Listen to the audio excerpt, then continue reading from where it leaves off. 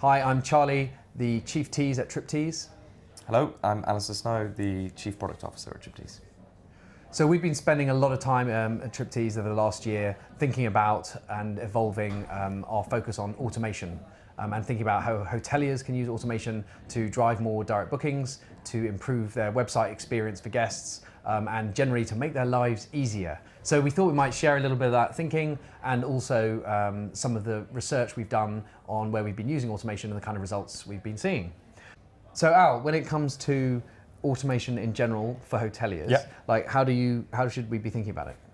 Yeah, good question. So I think automation can play a role in two kind of ways. One is there's so much for any given hotelier and sales and marketing department, particularly inside hotels and revenue management, to do nowadays.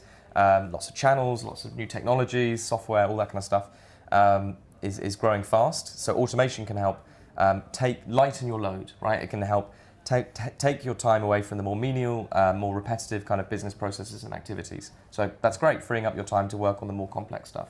But also, I think automation can help you in the complex stuff, right? There's a lot of stuff that's now, to get optimum performance, there's a level of intelligence that's just superhuman, really, to get optimum results. And so automation can actually play a great role in filling that gap, stepping in and actually taking ownership of the more complex calculations and allocation of spend and all these kinds of stuff that's pretty difficult for any given human to kind of manage on a day-to-day basis. Okay, so that first one, time saving, I guess one example that we've been involved in the past is helping hotels manage parity. Yep. One of the things that takes a lot of time is a hotelier each morning is running checks on multiple OTAs to see if the prices are different. Yep. And then an example of automation in hotels that's using that more sophisticated capability of a machine would be probably revenue management suggestions. Absolutely, yeah. Because the great revenue management tools now are taking in 50 inputs or maybe more to do with the weather, bookings last year and all sorts of things to come up with the ideal price. Absolutely, yeah. Okay, got it. Yeah, so it's when we first started speaking to hoteliers about how they check parity, right? So many of them told us they have somebody who kind of sits at a computer and looks it up manually on a kind of daily basis, and that is unbelievably poor use of their time, right? So the first version of the disparity dungeon was great, as it meant that that individual no longer had to spend their mornings checking Booking.com and Expedia and cross-comparing rates. They had a tool that automatically did it, and that's kind of pure automation in the kind of like hardcore industrial kind of sense. Yeah. But the latter with revenue management and moving from the world of the spreadsheet into the kind of the clever, intelligent kind of machine world, it's definitely in the latter, more extreme intelligent stuff. Okay, so and now if we think about like one of the products we've been building out for the last couple of years is live chat messaging on a hotel's website. Yep. So you have a guest on the hotel website and the ability for the hotel to interact one-to-one, personalized basis to help that guest. Can you tell us about the role of automation and how that's evolved for that product and how you see it evolving? Yeah, good question. So we always knew automation was going to play a big role in this product because firstly, the desire for customers to get assistance on the hotel website is big. We see a lot of customers using this kind of product before making a direct purchase, but there's some concern with the hoteliers around their ability to resource this, right? You're already looking after phone and email. Do we really want to open up another channel? And so the ability for automation to allay concerns around resource consumption is really, really important. So we knew automation was going to play a role. We didn't expect it to play quite a sophisticated role as it currently does, but the technology really is there to deliver this kind of experience. So first off, we thought automation would play a role in terms of delivering suggested messages. So as an agent, it intelligently learns what the last time I answered that question was and presents that answer for me to send to the guest. But actually, that technology is at the point where we can actually just turn it around and face it directly at the customer, right? And actually handle that exchange with the customer until the point at which the conversation either becomes more complex and the human agent needs to get involved. And so we're now at a point where we're handling a significant percentage of conversations automatically on behalf of the hotel, which is great. And it means that they can now deliver that kind of fantastic guest experience where people are getting the assistance they need before making a purchase. Okay, so the initial plan was use automation in the background to suggest to the hotelier, here's what I think a good response is. You can now reply with one hit and not have to type it out. And what changed? Why did you feel that was ready for prime time? And in a sense, you could just let the computer talk directly to the guest. I think, as with all these things, we kind of test and learn.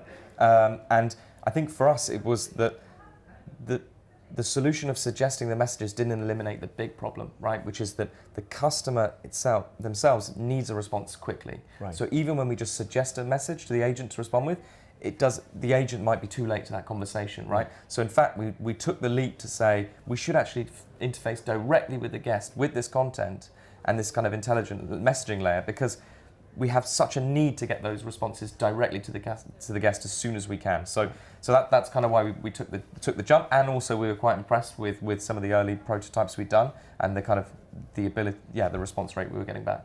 Okay, got it. Yeah. And there must be some concern though around sending the wrong response to the guest. So is there a way that you're able to use technology to make sure that you're not getting it wrong too often? Yeah, definitely. So we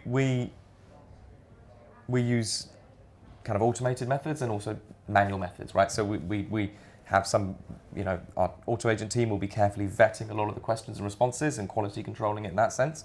But we also automatically look across all of our messages and detect content that we don't have the confidence yet to answer. Right. So we only really step in when there's a high degree of confidence. We've seen that kind of question multiple times, and we know we have the right data to actually be able to answer it correctly. So we're kind of doing a bit of automated and manual. Yeah. So the machine steps in where it's confident, Yep. and where it's not confident, it hands over to a human. Exactly. Got it. Yeah. And so, has it had an impact on the speed at which people get responses? Yeah. I mean, yeah, it's instantaneous, Right. right? We do a little bit of a delay because it's almost freakishly fast. Right. So it's not like, you literally have hit the enter button and a message springs back in your face.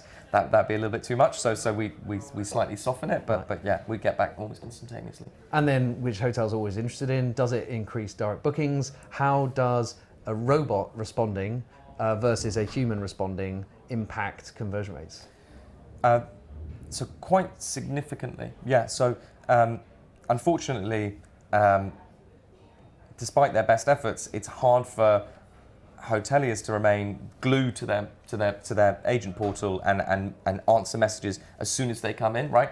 So in fact, it's fantastic at that first responder. Really, Yeah. It gets in to the situation, handles the customer question, and if required, a human will step in. And actually, that exchange and that the customers that are exposed to that experience were converting at a significantly higher rate than a customer that was maybe left waiting for longer or left unattended, right? Yeah. It's not outperforming your very best staff who really know how to nurture and nourish a lead and take it through to a conversion, but it's up there. It's a top performer.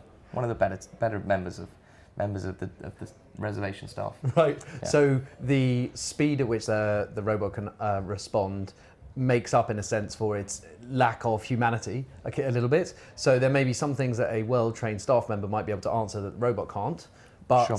for the other questions, which can be fast and quick responded, the robot's better to have. Yeah. Okay, got it. And I mean, I think the numbers we've seen are that a guest on an average hotel website who's asking a question might have a 5 or 6% conversion rate. Yeah.